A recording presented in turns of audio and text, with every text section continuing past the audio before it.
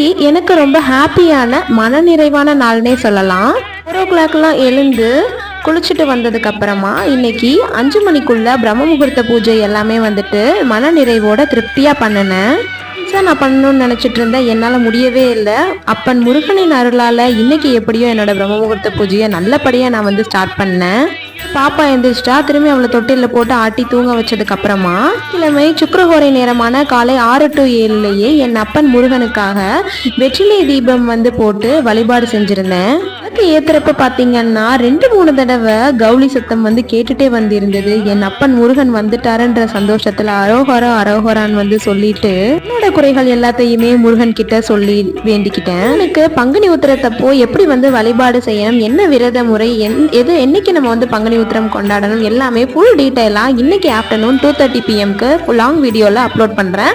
எல்லாருமே வந்துட்டு பாருங்க. பாய்.